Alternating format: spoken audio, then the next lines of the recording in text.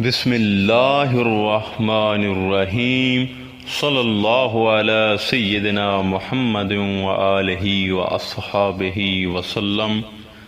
ہمارا آج کا موضوع خاص نفس پر ہے، اور ہم آج کی اس ویڈیو میں نفس کی حقیقت اور اس کا علاج سامعین کی خدمت میں پیش کریں گے، اور انشاءاللہ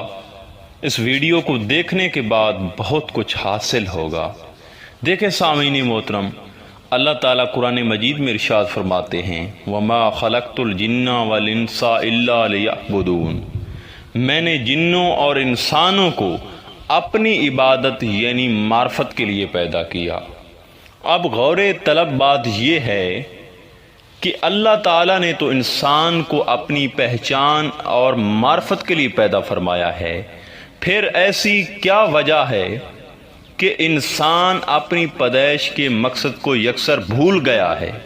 دیکھیں، اللہ کی پہچان اور معرفت کا راستہ یہ کوئی دشوار گزار پہاڑ پر چڑھنے کا راستہ نہیں ہے، اور نہ ہی اللہ اور بندے کے درمیان کوئی ایسا پردہ حائل ہے کہ جس کے باعث بندہ رب کا دیدار حاصل نہیں کر سکتا، اور نہ ہی اسے دیدار کے لیے کوئی میلوں مسافت طے کرنی پڑتی ہے۔ دیکھیں،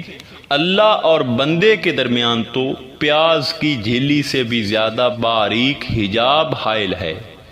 جس نے انسان کو دیدار الہی اور اس کی معرفت سے روک رکھا ہے، اور اگر انسان عمر بھر اس حجاب کو ہٹانے کی صحیح طریقہ سے کوشش نہ کرے تو وہ دیدار الہی کی ایسی عظیم ترین نعمت سے یہاں بھی اور آخرت میں بھی محروم رہے گا۔ اب وہ حجاب کیا ہے جس نے اللہ کے دیدار اور اس کی معرفت سے انسان کو روک رکھا ہے؟ تو محترم سامعین، وہ ہے انسان کا نفس امارہ، اور لغوی اعتبار سے نفس سے مراد کسی چیز کا وجود، اس کی حقیقت یا اس کی ذات ہوتی ہے، اور صوفیاء کرام وسیع معنوں میں نفس کو شر کا منبع، انسان کا دشمن، خدا کا دشمن اور ہر برائی کی بنیاد قرار دیتے ہیں، کیونکہ یہی نفس امارہ پل بھر میں عبادت گزار کو مردود بنا دیتا ہے۔ دیکھیں، جب شیطان حسد اور نفسانیت میں مبتلا بارگاہ حق سے دھتکارا گیا تو اس وقت یہی نفس امارہ ہی تو تھا جو خود پسندی اور انا پرستی کی صورت میں اس مردود کے قلم میں معزن تھا، جو اسے اپنے اعلیٰ مقام سے انتہائی ادنا اور حقیر مقام پر لے آیا۔ سامعین محترم، یہ جو نفس امارہ ہے یہ تو شیطان کا بھی استاد ہے۔ سلطان العارفین حضرت سخی سلطان باہو رحمۃ اللہ علیہ فرماتے ہیں کہ انسان کے وجود میں نفس بادشاہ ہے، شیطان اس کا وزیر ہے، اور دنیا ان دونوں کی ماں ہے جو ان کی پرورش کرتی ہے۔ دیکھیں، اسی وجہ سے ہی تو انسان کا جو اندر ہے وہ خواہشات کی اماج گاہ بنی ہوئی ہے، اور ہر طرح کی بری خواہشات اور بغیانہ خیالات انسان کے اندر پیدا ہو رہے ہیں، اور یہی نفس جو اندر بادشاہ بنا بیٹھا ہے یہ انسان کو اللہ تعالیٰ کے احکامات کی نافرمانی کے متعلق ابھارتا رہتا ہے، اور یہی شہوت کے وقت حیوانوں جیسی حرکتیں کرتا ہے، اور یہی نفس غصہ میں درندوں کی طرح اظہار وحشت کرتا ہے۔ اور سامعین محترم، پتہ ہے آپ کو، جب یہ بھوکا ہوتا ہے تو یہ حلال اور حرام کی تمیز کھو بیٹھتا ہے، اور جب یہ پیٹ بھر کے کھا لیتا ہے تو یہ باغی، سرکش اور متکبر ہو جاتا ہے۔ غرض یہ کہ انسان کا نفس کسی حال میں بھی خوش نہیں رہتا،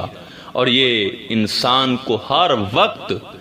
روزانہ نئے فتنوں میں مبتلا کرنے میں مصروف رہتا ہے۔ سلطان العارفین اپنے ایک پنجابی بیت میں فرماتے ہیں دل بازار تے منہ دروازہ، سینہ شہر ڈسیندہ ہو، روح سوداگر نفس ہے رازن جڑا حق دا راہ مرندہ ہو، جان توڑی اے نفس نہ ماریں تاں ایو وقت کھڑیندہ ہو، کردہ ہے ضائع ویلا باہو جان تاک مرندہ ہو، یعنی دل ایک بازار ہے جس میں حقیقت موجود ہے اور منہ اس بازار تک پہنچنے کا دروازہ ہے جس سے حقیقت تک رسائی ہوتی ہے، اور سینہ جو ہے نا وہ ایک شہر ہے جس میں پوری کائنات پوشیدہ ہے، اور روح اس شہر اور بازار حقیقت کی سوداگر ہے۔ مگر نفس ایسا ظالم راہزن ہے جو ہمیں اس بازار اور شہر تک پہنچنے سے پہلے ہی لوٹ لیتا ہے، اور اس لیے اس نفس کا علاج کرنا ضروری ہے۔ اور آپ فرماتے ہیں کہ یہ ذات حق تعالیٰ تک پہنچنے کے قیمتی لمحات ضائع کرتا رہتا ہے، اور اسی طرح پھر آخر زندگی کا دروازہ بند ہو جاتا ہے۔ اب یہاں ایک سوال پیدا ہوتا ہے کہ نفس کا علاج کیسے کریں، کون سا طریقہ ہے، کس طریقے سے اس کا علاج کیا جا سکتا ہے؟ دیکھیں سامعین، عموماً جب ڈاکٹر کسی مریض کا علاج کرتا ہے تو سب سے پہلے اس کی بیماری معلوم کرتا ہے اور اس کی نبض چیک کرتا ہے،